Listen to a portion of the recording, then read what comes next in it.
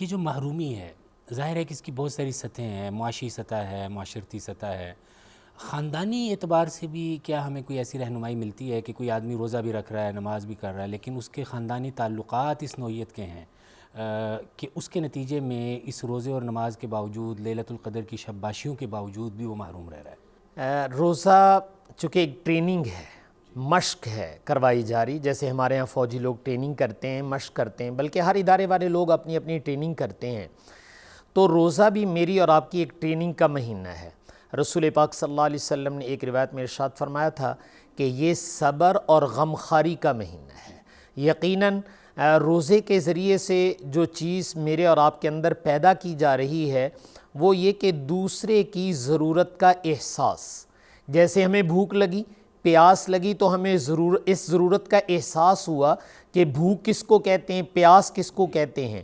تو یقیناً روزہ جو ہے اس کو غمخواری کا مہینہ کہا گیا ہے کہ روزہ رکھ کے جو ہم ٹریننگ کر رہے تھے وہ اس بات کی تھی کہ ہمیں دوسروں کا احساس ہمارے دل میں پیدا ہو جائے۔ تو یقیناً خاندانی طور پر جس کو آپ اپنے خاندان کو ملانا کہتے ہیں، یا ہمارے ہاں اس کو عربی میں صلہ رحمی، بلکہ اردو میں بھی یہ لفظ استعمال کیا جاتا ہے، تو اسلام یہ چاہتا ہے کہ روزے کے ذریعے سے یہ چیز بھی پیدا ہو۔ بلکہ بعض روایات میں رسول پاک صلی اللہ علیہ وسلم نے فرمایا کہ اگر انسان صلہ رحمی کو ترک کرتا ہے تو جو مقبولیت کے اوقات ہیں، بلکہ جن میں عمومی مغفرت کے اعلانات ہوتے ہیں، جیسے لیلۃ القدر ہے اور مقرب ترین راتیں ہیں جن میں اللہ تعالیٰ عمومی اعلان فرما رہے ہیں، تو جو آدمی صلہ رحمی نہیں کرتا، رشتہ داروں کے ساتھ رشتہ ناتا توڑتا ہے، تو آپ نے فرمایا کہ ایسی رات میں وہ شخص محروم کر دیا جاتا ہے۔ تو اس سے یہ اندازہ ہونا چاہیے کہ اگر ہم رمضان کی برکات لینا چاہتے ہیں تو میں نے عرض کیا تھا کہ روزے کے ساتھ جو چیزیں رکاوٹ بن رہی ہیں اس کی روحانیت اور برکت سے، ان سے کنارہ کشی کرنا بہت ضروری ہے۔ اور ان میں سے ایک اہم ترین چیز یہ ہے کہ ایسے نہ ہو کہ ہم اپنے روزے کے گھمنڈ میں اپنے رشتہ داروں کو نظر انداز کر دیں،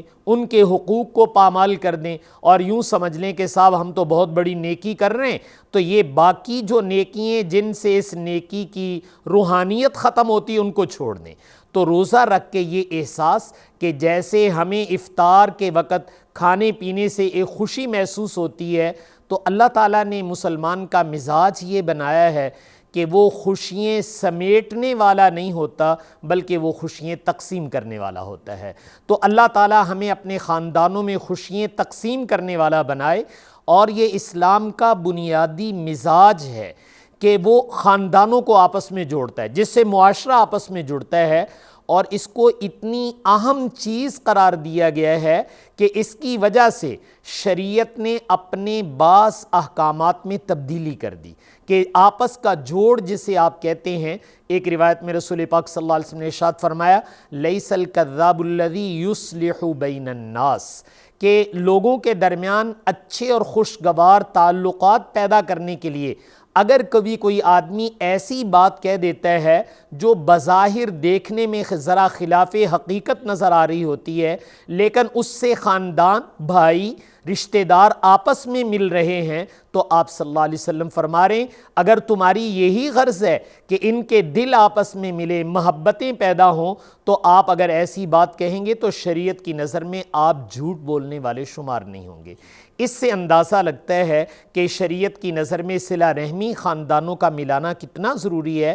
تو ہم روزہ رکھیں، لیکن روزے کے اندر دیکھیں، آپ افطاری کے لیے کسی کے پاس کوئی چیز بھیجتے ہیں، عیدی کے عنوان سے اپنے خاندان کے پاس کوئی چیز بھیج رہے ہیں، تو یہ بہت اعلیٰ درجے کی نیکی شمار ہوگی کہ رمضان آیا اور وہ ہمارے دلوں کی دوریوں کو ختم کر گیا، رمضان آیا اور وہ ہمارے دلوں میں قرب پیدا کر گیا، خاندانوں کو جوڑ کر چلا گیا۔ تو رمضان اصل میں اس لیے آتا ہے کہ ہم خوشیوں کو تقسیم کرنے والے بنیں۔ تو صرف روزے پر اکتفا نہ کر لیں، بلکہ روزے کے ساتھ یہ جو احکامات ہیں ان کو بھی میں اور آپ اپنی زندگی میں پہلے سے سوچیں کہ ہم نے رمضان میں کیسے اجاگر کرنا ہے۔ اگر پہلے سے سوچ لیں گے تو اللہ تعالیٰ نے بہت اچھا موقع دیا، ایک افطاری کا عنوان عنوان ہے اور ایک عید پر گفٹ کا عنوان ہے، تو آپ ان دونوں عنوانات کو پورا مہینہ بڑے اچھے طریقے سے خاندان میں اجاگر کر سکتے ہیں، گھروں میں اجاگر کر سکتے ہیں۔ بیٹے اور بیٹیاں ہیں، بیٹے کو کچھ زائد رقم دو کہ بیٹا اپنی بہنوں کو دے کے آؤ، اور اپنی طرف سے دو، بیٹیوں کو دو کہ بہنوں تم اپنے بھائیوں کو دو۔ تو تم نے اگر یہ تھوڑا سا تجربہ کر دیا تو یہ رمضان ہمیں اللہ کے قریب بھی کرے گا اور ہمارے خاندانی سسٹم کو بھی آپس میں بہت مستحکم کر دے گا۔